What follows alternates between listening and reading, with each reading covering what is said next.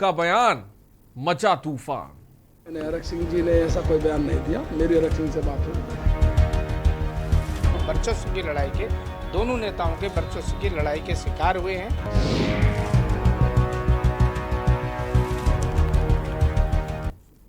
यह हरक के बयान ने तूफान मचा रखा है। उत्तराखंड में 2022 के चुनाव जैसे करीब आ रहे हैं, दबाव की पॉलिटिक्स भी तेज है और पहाड़ पॉलिटिक्स में हरक सिंह रावत को इस गेम का चैंपियन माना जाता है। पहले विधायक उमेश शर्मा काऊ के बहाने प्रेशर पॉलिटिक्स और अब मसूरी में एक कार्यक्रम में कैबिनेट मंत्री हरक सिंह रावत के एक बयान जिसमें कहा गया कि आज राज्य के लिए प्राण न्यौछावर करने वाले शहीदों की आत्मा रोती होगी कि हमने किन नालायकों को और बेवकूफों के हाथों में उत्तराखंड को सौंप दिया। इस बयान ने बीजेपी को बैकफुट पर धकेल दिया है। माना जा रहा है कि हरक ने पार्टी में से चल रही नाराजगी के चलते यह बयान दिया। हरक सिंह रावत के इस बयान के बीच कर्मकार बोर्ड के अध्यक्ष शमशेर सिंह सतपाल की सरकार ने छुट्टी कर दी। सरकार का यह फैसला हरक की पूर्व सीएम टीएसआर पर बड़ी जीत बताई जा रही है, क्योंकि सतपाल त्रिवेंद्र के करीबी हैं और हरक और सतपाल का 36 का आंकड़ा है। सवाल यह है कि क्या हरक अपने बयानों से पार्टी पर दबाव की पॉलिटिक्स खेल रहे हैं? इसी पर आज हम बात करेंगे। रिपोर्ट देखिए।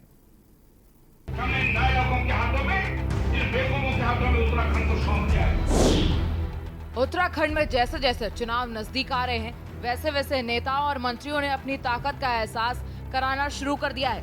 ऐसा ही कुछ इन दिनों उत्तराखंड बीजेपी में देखने को मिल रहा है।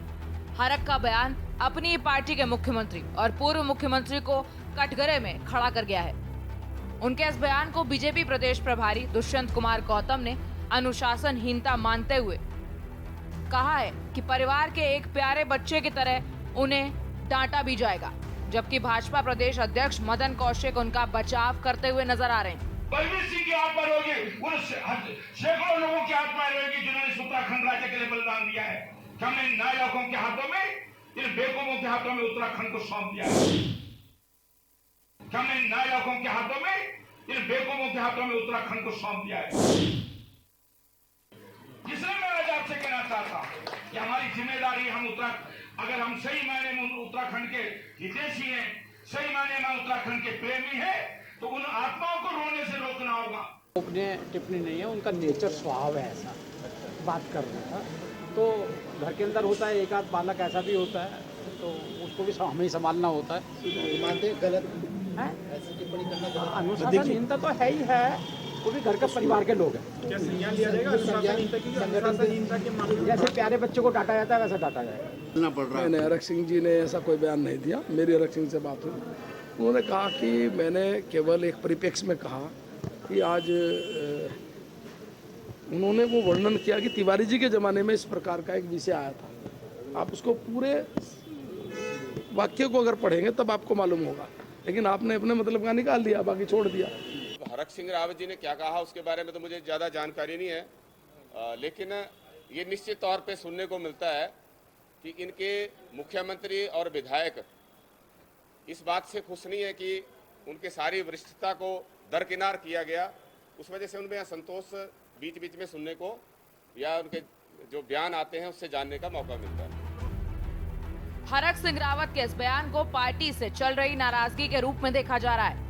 हरक सिंह रावत ने इस बयान के बीच कर्माकर बोर्ड के अध्यक्ष शमशेर सिंह सत्याल की सरकार ने छुट्टी कर दी है। सरकार का ये फैसला हरक के पूर्व सीएम टीएसआर पर बड़ी जीत बताई जा रही है, क्योंकि सत्याल त्रिवेंद्र के करीबी हैं और हरक और सत्याल का 36 का आंकड़ा रहा है। इसे लेकर हरक सिंह कई बार अपनी नाराजगी भी जाहिर कर चुके हैं। देखिए, ये मुख्यमंत्री जी का विशेष अधिकार है कि वो किसको किस बोर्ड में और किस पद पर किसकी नियुक्ति करते हैं, इसलिए उनके विशेष अधिकार क्षेत्र में उसका गठन कर दिया गया है। ये वर्चस्व की लड़ाई के शिकार हुए। मैं ये कहूँ कि वर्चस्व की लड़ाई के दोनों नेताओं के वर्चस्व की लड़ाई के शिकार हुए हैं। और जिस तरीके से बातें हरक सिंह जी ने त्रिवेंद्र सिंह के बारे कही और जिस तरीके से त्रिवेंद्र सिंह जी ने जो शब्द कहे हैं हरक सिंह जी के लिए, ये सब आपके सामने है। और ये जो लड़ाई है ये आप देख रहे हैं, आप ही लोग दिखाने वाले हैं। खुल के लड़ाई दोनों नेताओं के सामने आ रही है, उसका शिकार होना पड़ा शमशेर सिंह सत्याल।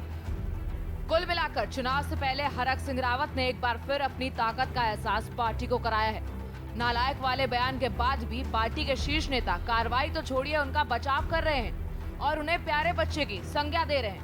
खैर, हरक की प्रेशर पॉलिटिक्स तो काम आ गई और शमशेर सिंह सत्याल की छुट्टी हो गई, लेकिन बड़ा सवाल ये है कि आखिर पार्टी कब तक हरक के आगे इस तरह से झुकती रहेगी। देहरादून से के न्यूज इंडिया के लिए अंकित काला की रिपोर्ट। तो उत्तराखंड में जबरदस्त तरीके की बयानबाजी चल रही है। हरक सिंह रावत का ये बयान ने, जिसे कह सकते हैं, बीजेपी के लिए मुश्किलें खड़ी कर दी हैं। पार्टी के तमाम नेता बचाव में लगे हुए हैं, उन्हें बच्चे की संज्ञा दे रहे हैं कि वो तो बच्चे हैं, उनको डांटा जाएगा बच्चे की तरह, ये तमाम बातें कही जा रही हैं। लेकिन इतना बड़ा बयान देना हरक सिंह रावत का कि हमने नालायकों के हाथों में उत्तराखंड को सौंप दिया, इसको किस तरह से देखा जाए। मदन कौशिक को हम सुन रहे थे, प्रदेश अध्यक्ष हैं, वो कह रहे थे कि उस पस मंजर में नहीं ये बयान दिया गया, आपने तो अपने मतलब का निकाल लिया। अरे भाई, हमें बता दीजिए ये किस मतलब में, किस पार्टी को लेकर कहा गया, कि आम आदमी पार्टी को लेकर कहा गया या कांग्रेस को लेकर कहा गया। जब हरक सिंह रावत खुला मन से ये बात बोल रहे हैं कि हमने नालायकों के हाथों में सत्ता सौंप दी, इस तरह के वो शब्द इस्तेमाल कर रहे हैं। और यहाँ पे रुकते हैं एक छोटे से ब्रेक के लिए। ब्रेक के बाद हमारे गेस्ट जुड़ेंगे, उनसे आपका तारुफ कराएंगे और चर्चा शुरू करेंगे। रुकते हैं एक छोटे से ब्रेक के लिए। मैंने हरक सिंह जी ने ऐसा कोई बयान नहीं दिया, मेरी हरक सिंह से बात हुई। वर्चस्व की लड़ाई के दोनों नेताओं के वर्चस्व की लड़ाई के शिकार हुए हैं।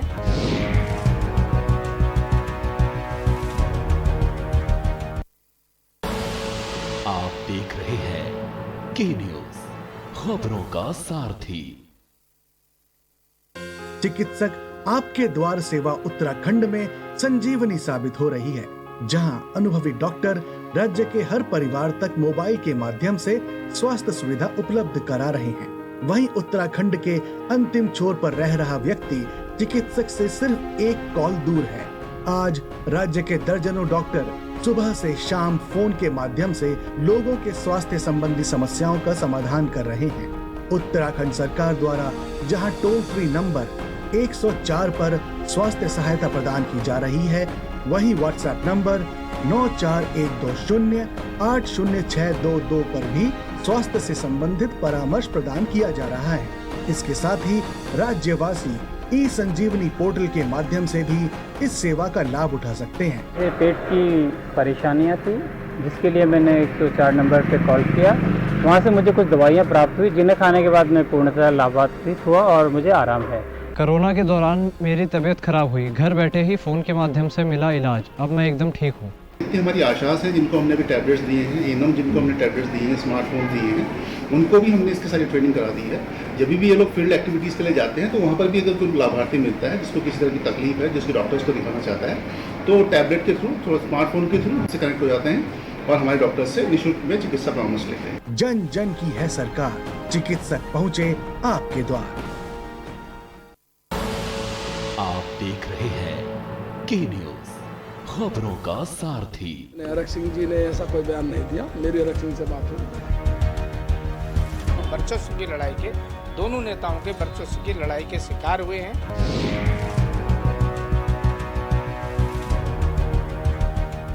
तो ब्रेक के बाद आपका स्वागत है। हरक के बयान ने उत्तराखंड में बवाल मचा दिया है, खासकर उत्तराखंड बीजेपी की अगर हम बात करें। और उस बयान का तोड़, जिसे कह सकते हैं, अब तक बीजेपी नहीं निकाल पाई, क्योंकि तमाम नेताओं से जो साफ तौर पे बात की जा रही है, सब बचाव की मुद्रा में नजर आ रहे हैं। हरक और सतपाल का 36 का आंकड़ा रहा है, ये आप जानते हैं। और प्रेशर पॉलिटिक्स में हरक सिंह रावत का कोई जोड़ नहीं है। क्या इन बयानों के माध्यम से यही समझा जाए, एक प्रेशर पॉलिटिक्स क्रिएट करने की कोशिश की जा रही है? प्रदेश अध्यक्ष मदन कौशिक बचाव करते नजर आ रहे हैं। उनको कह रहे हैं कि इस तरह का बयान नहीं है, आपको पूरा बयान सुनने की ज़रूरत है। बयान में सीएम और पूर्व सीएम को कटघरे में साफ तौर पर जो है वो खड़ा किया है हरक सिंह रावत ने, जिस तरह का उन्होंने बयान दिया। तो इन बयानों से क्या समझा जाए? क्या बीजेपी के अंदर बहुत कुछ ठीक नहीं चल रहा है? और अगर ठीक नहीं चल रहा है तो उसके पीछे बड़ी वजह क्या है?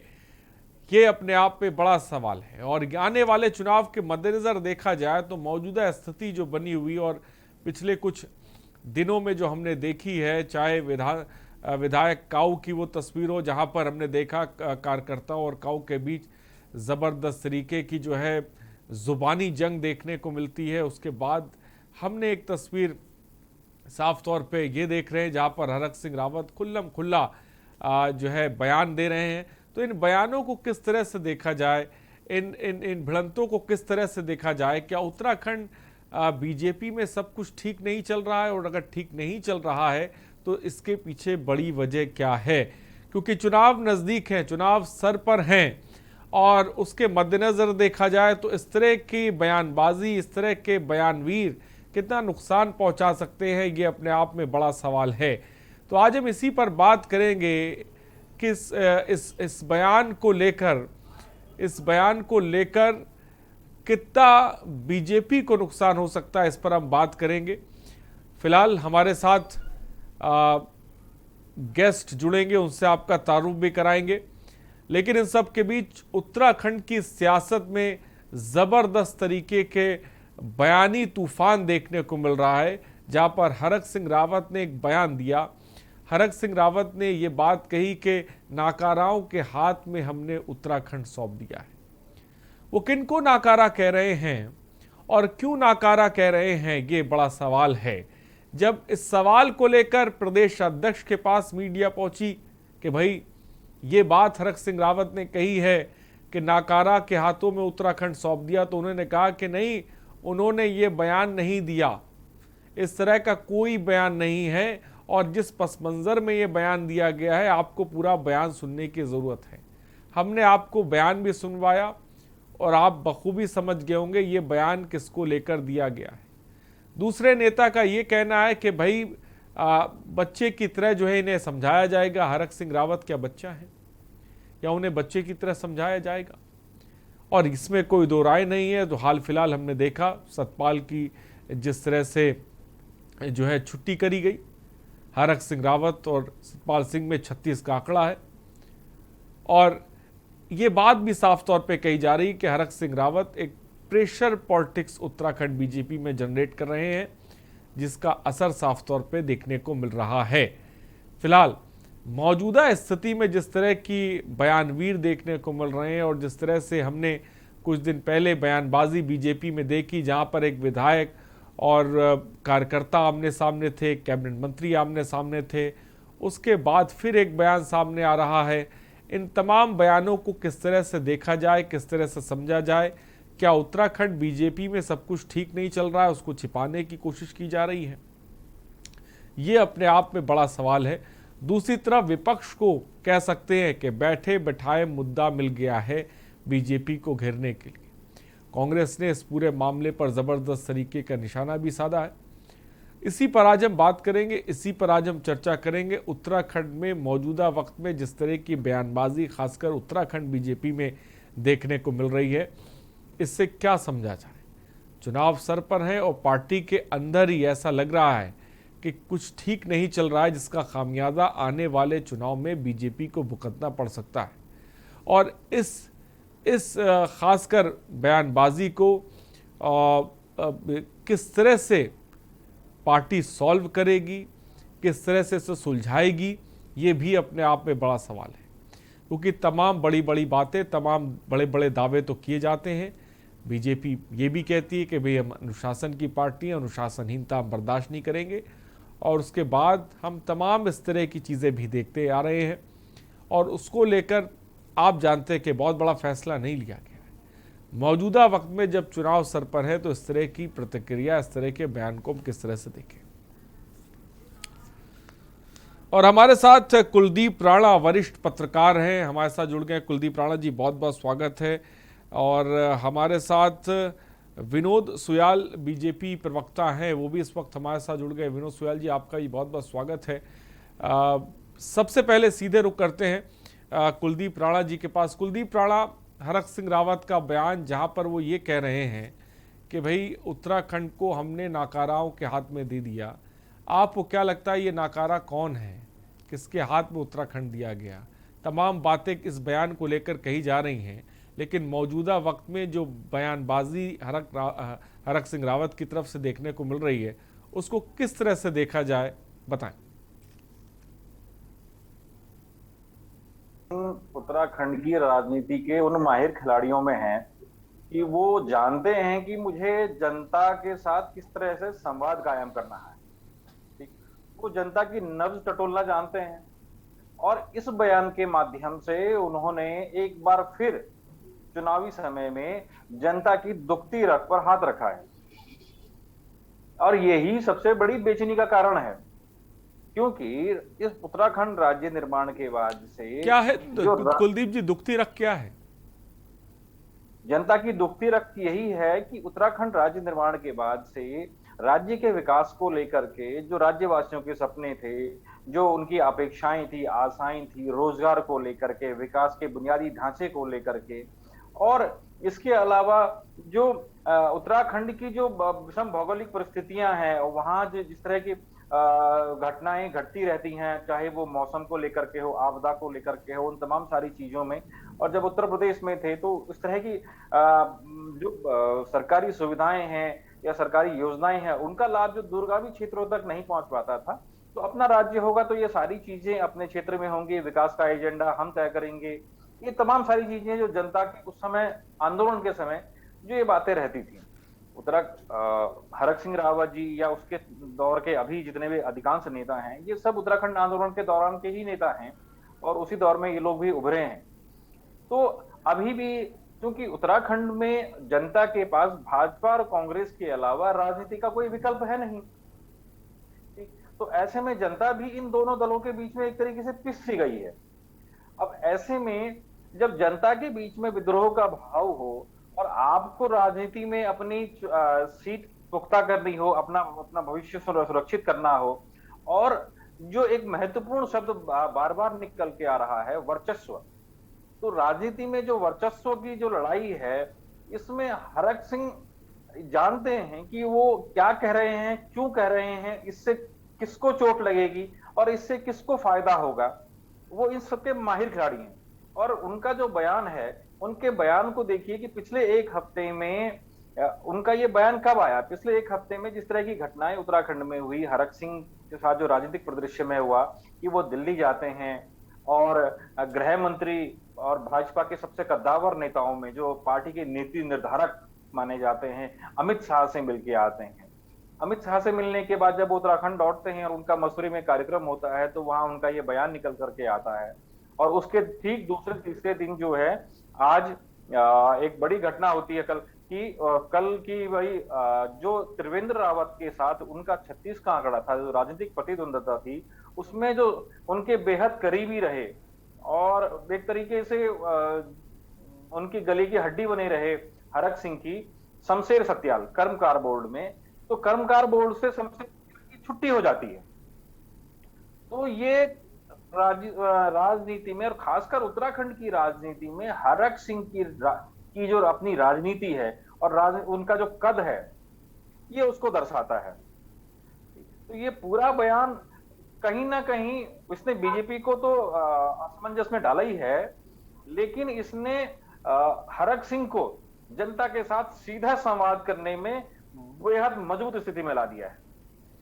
तो बयान के कई सारे सियासी मायने भी निकाले जा रहे हैं, जैसा कि हमारे साथ कुलदीप राणा जी ने साफ तौर पे कहा। फिलहाल ब्रेक का वक्त हो चला है, ब्रेक के बाद मैं विनोद सोयाल जी के पास भी जाऊंगा, तो फिलहाल यहाँ पे रुकते हैं एक छोटे से ब्रेक के लिए। देवभूमि के दंगल में हम जल्द हाजिर होंगे।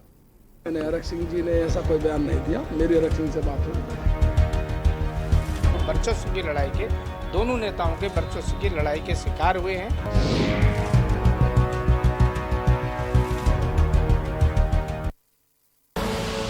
आप देख रहे हैं के न्यूज, खबरों का सारथी।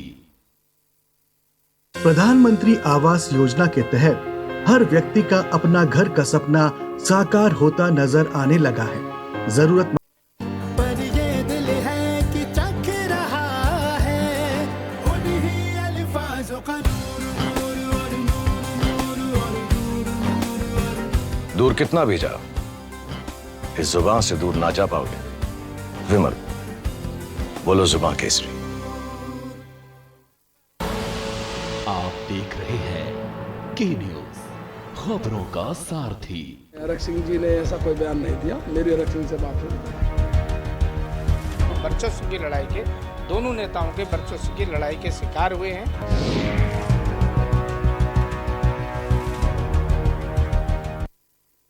ब्रेक के बाद आपका स्वागत है। तो हरक के बयान ने तूफान मचा रखा है और उस बयान पर कोई बोलने को तैयार नहीं है। हमारे साथ बीजेपी नेता इस वक्त जुड़े हुए हैं लाइव, सीधे उन्हीं की तरफ रुख करते हैं। विनोद सोयाल जी, अगर मेरी आवाज़ आप तक पहुंच रही है, सबसे पहले हरक जब मंच से खड़े होकर ये बात कह रहे हैं कि हमने नाकारा लोगों को उत्तराखंड सौंप दिया, तो हम किस तरह से इस बयान को देखें, क्योंकि उत्तराखंड तो बीजेपी के हाथ में है। भारतीय जनता पार्टी के वरिष्ठ नेता हरक सिंह रावत जी, उनके बयान को पूरा नहीं चलाया गया। सोशल मीडिया पर उनके बयान को आधा अधूरा चलाया गया। ये स्वयं उनके द्वारा इस बयान का, अगर हम आधा अधूरा चला रहे हैं तो पूरा बयान आप बता दीजिए। नहीं, सुनिए, उन्हीं के द्वारा इस बयान का खंडन किया गया स्वयं हरक सिंह रावत के द्वारा समाचार पत्रों में। और मुझे लगता है कि उनका आशय, उन्होंने किसी उदाहरण और संदर्भ बस इस बात को कह रहे थे, तो मुझे लगता है कि इसको ज्यादा तुल देना उचित नहीं होगा। उन्होंने उसका खंडन कर चुके हैं। लेकिन विनोद सोयाल जी, जब वो ये बयान दे रहे हैं तो आपके पार्टी के ही नेता कह रहे हैं कि भाई वो तो बच्चा है, वो तो बच्चा है, बच्चे की तरह उन्हें डांट के समझा दिया जाएगा।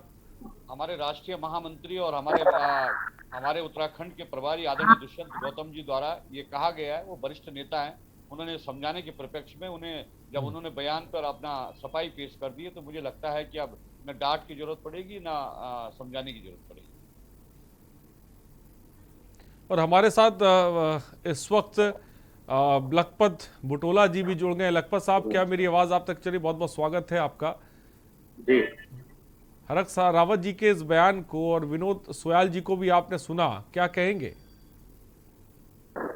देखिए, जो हरक सिंह जी ने कहा, निश्चित रूप से उन्होंने बहुत सही 100% की बात भाजपा के लिए कही। जो निवर्तमान मुख्यमंत्री हैं, लखपत भाई, भाजपा के लिए नहीं कही। दयाल जी, पूरी बात सुनिए।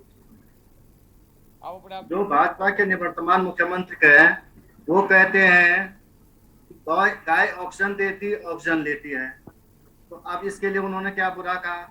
संसद के अंदर इनके एक सांसद कहते हैं कि गरुड़ गंगा के पत्थरों को घसीट पिसीट के महिलाओं को पिला दो तो नॉर्मल डिलीवरी हो जाती।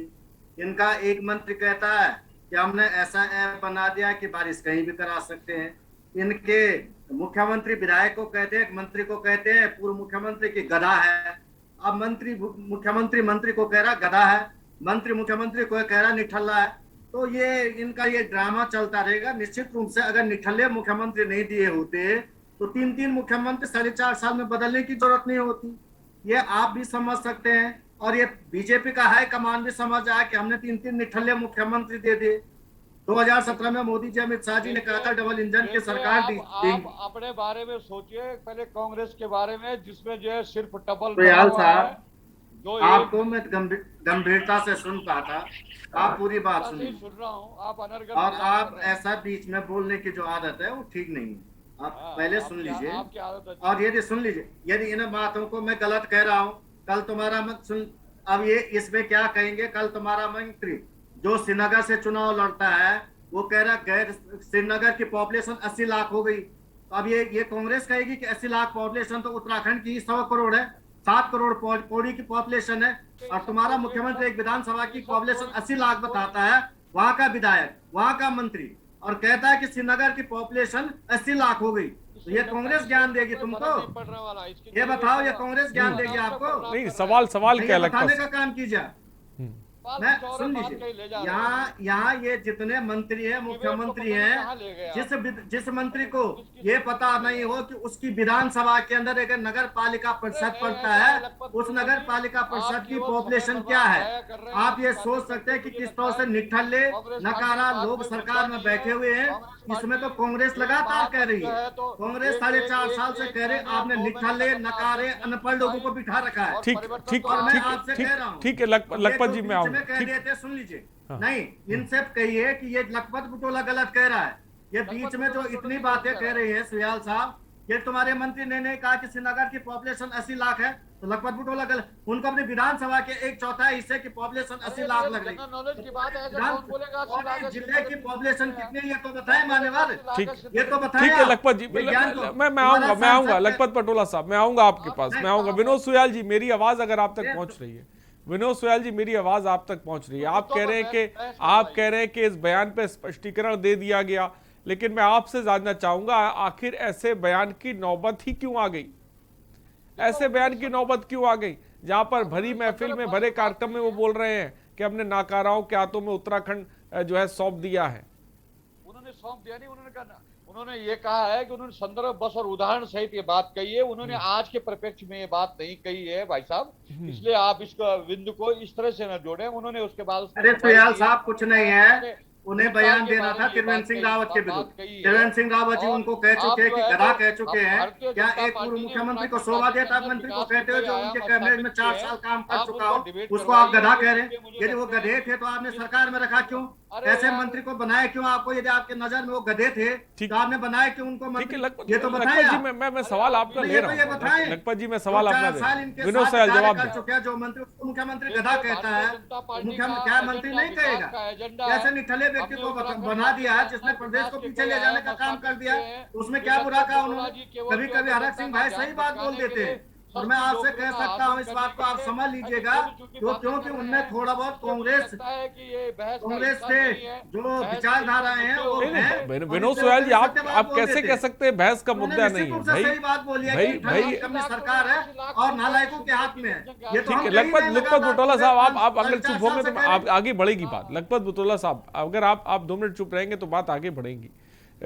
विनोद सुयाल जी, आप कैसे कह सकते हैं बहस का मुद्दा नहीं है? भाई आपके यहाँ के वरिष्ठ नेता अगर इस तरह की बात भरी महफिल से बोले, इससे पहले भी उन्होंने एक बयान दिया था, वो भी किसी से छिपा नहीं है। काऊ और कार्यकर्ताओं के बीच भी हमने विवाद देखा, वो भी किसी से छिपा नहीं है।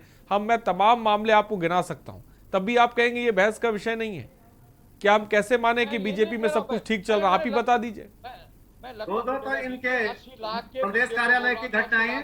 मैं आऊंगा लखपत साहब आपके पास आऊंगा, पहले सुन लेते हैं विनोद सुयाल जी को। विनोद सुयाल बोले। बहुत बड़ा राजनीतिक दल है और इस दल के अंदर सभी लोग इस दल की लोकप्रियता बड़ी तेजी के साथ बढ़ी है उत्तराखंड राज्य के अंदर और देश के अंदर। भारतीय जनता पार्टी के अंदर बहुत बड़ा राजनीतिक दल बन चुका है, विश्व की सबसे बड़ी पार्टी है।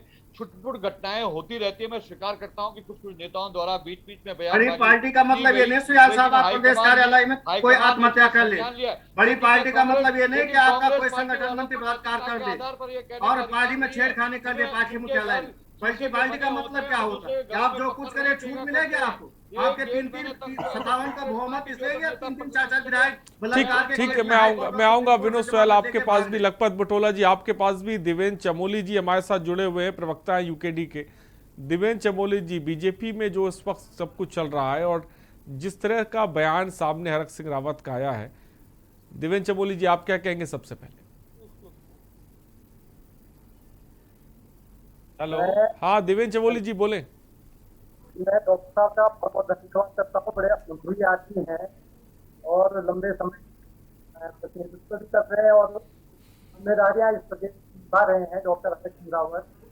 आखिर 21 सालों में कम से कम दर्द उनका बाहर आया है और मैं ये कहना चाहता हूँ कि जब से पहले उत्तराखंड बनने से जो अंतिम सरकार थी, अगर तब से और आज तक का इतिहास दिया जाए तो मुझे लग रहा है कि जो शेखावत मुख्यमंत्रियों की ही है, 8 मुख्यमंत्री बातें हो चुकी है।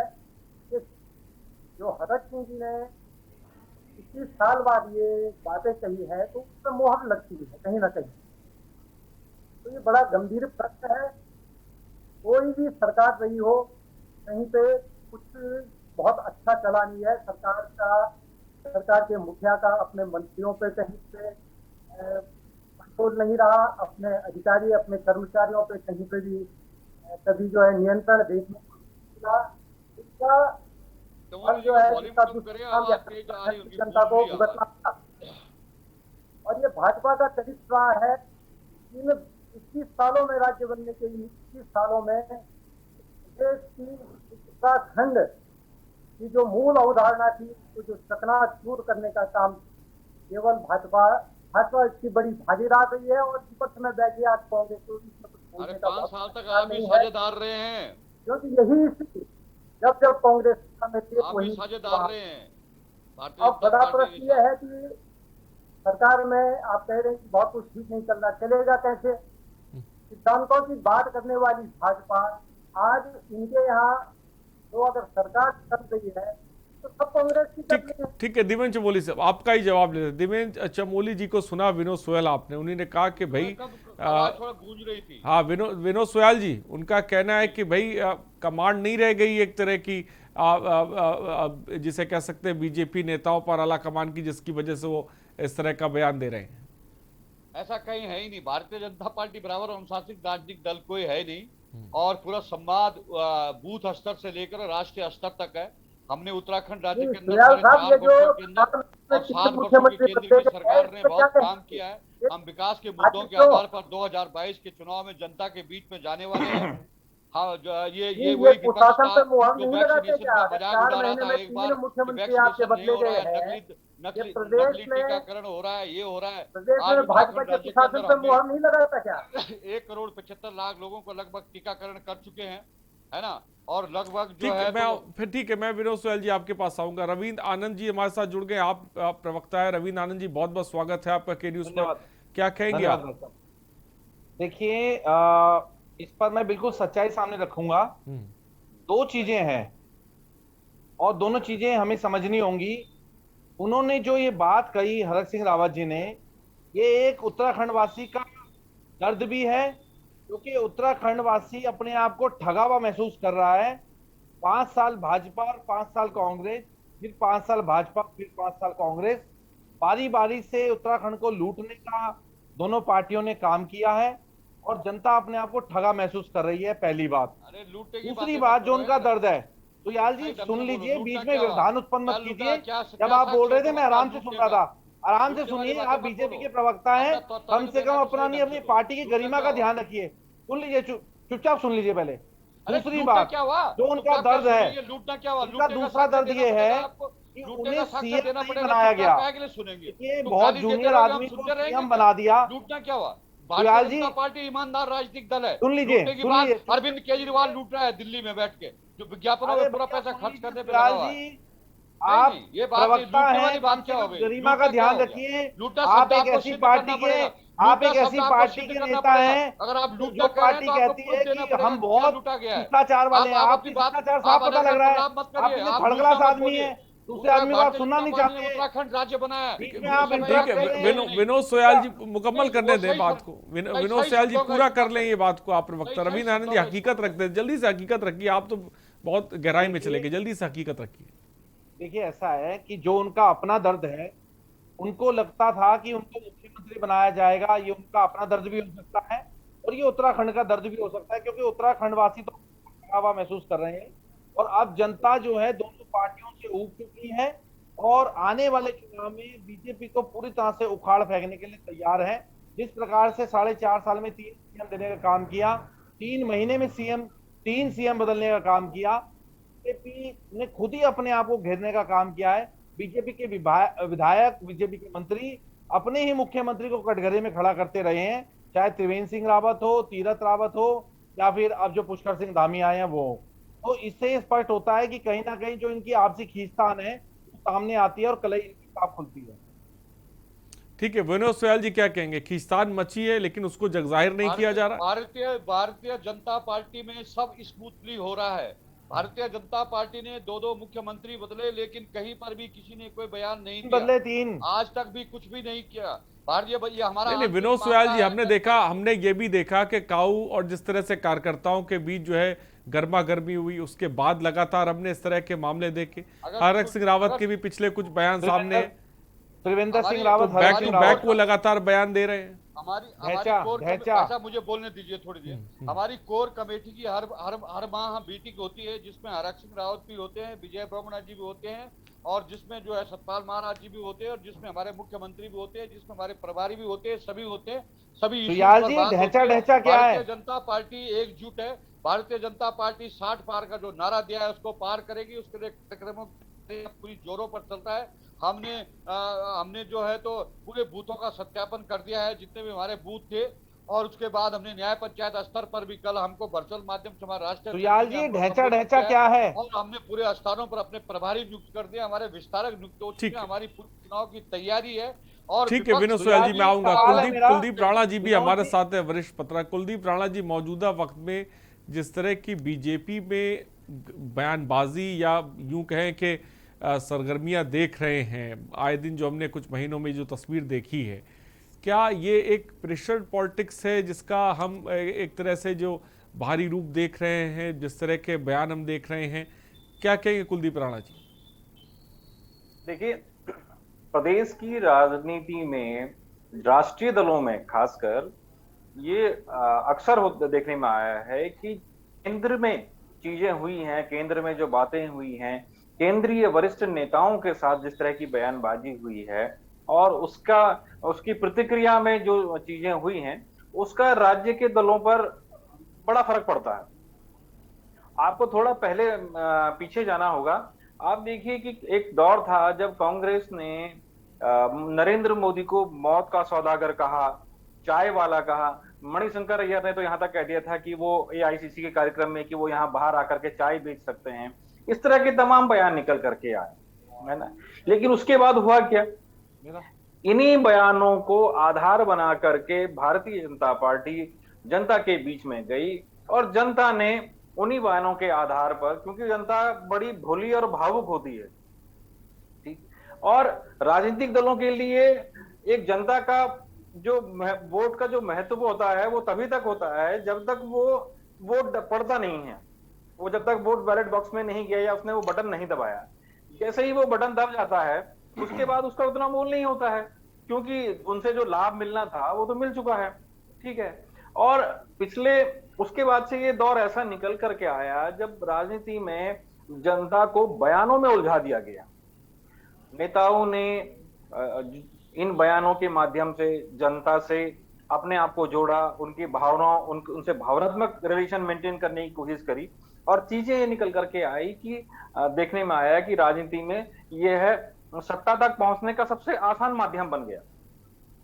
वही चीज अभी उत्तराखंड में निकल करके आ रही है, ठीक। अब जहां तक हरक सिंह की बात है, हरक सिंह की अगर राजनीतिक करियर को अगर हम देखें तो हरक सिंह की शुरुआत 80 के 90 के दशक में भारतीय जनता पार्टी से ही हुई है, ठीक। उस दौर में मैं आऊंगा कुलदीप राणा जी, ब्रेक का वक्त हो चुका है। तो बयानों के माध्यम से एक इमोशनल रिलेशनशिप मेंटेन किया जाता है, जिसके बारे में कुलदीप राणा जी बता रहे हैं, और ये जिसे कह सकते हैं इस वक्त हर जगह देखने को मिल रहा है इस तरह की बयानबाजी, और इस बयानबाजी के माध्यम से फायदा भी मिलता है। फिलहाल रुकते एक छोटे से ब्रेक के लिए, जल्द हाजिर होंगे। मैंने हरक सिंह जी ने ऐसा कोई बयान नहीं दिया, मेरी हरक सिंह से बात हुई। वर्चस्व की लड़ाई के दोनों नेताओं के वर्चस्व की लड़ाई के शिकार हुए हैं।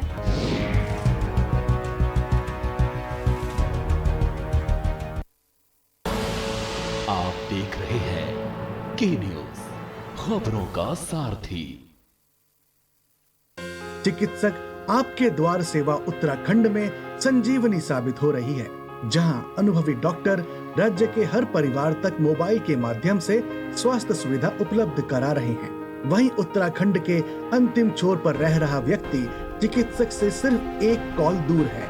आज राज्य के दर्जनों डॉक्टर सुबह से शाम फोन के माध्यम से लोगों के स्वास्थ्य संबंधी समस्याओं का समाधान कर रहे हैं। उत्तराखंड सरकार द्वारा जहां टोल फ्री नंबर 104 पर स्वास्थ्य सहायता प्रदान की जा रही है, वहीं व्हाट्सएप नंबर 9412080622 पर भी स्वास्थ्य से संबंधित परामर्श प्रदान किया जा रहा है।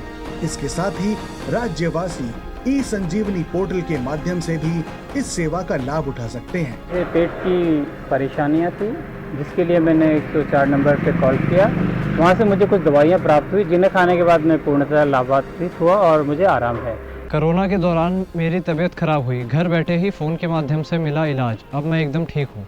हमारी आशास है जिनको हमने अभी टैबलेट्स दिए हैं, एनम जिनको हमने टैबलेट्स दिए हैं, स्मार्टफोन दिए हैं, उनको भी हमने इसके सारी ट्रेनिंग करा दी है। जब भी ये लोग फील्ड एक्टिविटीज़ के लिए जाते हैं तो वहाँ पर भी अगर कोई लाभार्थी मिलता है जिसको किसी तरह की तकलीफ है, जिसकी डॉक्टर्स को दिखाना चाहता है, तो टैबलेट के थ्रू, थोड़ा स्मार्टफोन के थ्रू से कनेक्ट हो जाते हैं और हमारे डॉक्टर्स से निःशुल्क में चिकित्सा परामर्श लेते हैं। जन जन की है सरकार, चिकित्सक पहुँचे आपके द्वार। आप देख रहे हैं के न्यूज, खबरों का सारथी। मैंने हरक सिंह जी ने ऐसा कोई बयान नहीं दिया, मेरी हरक सिंह से बात हुई। वर्चस्व की लड़ाई के दोनों नेताओं के वर्चस्व की लड़ाई के शिकार हुए हैं।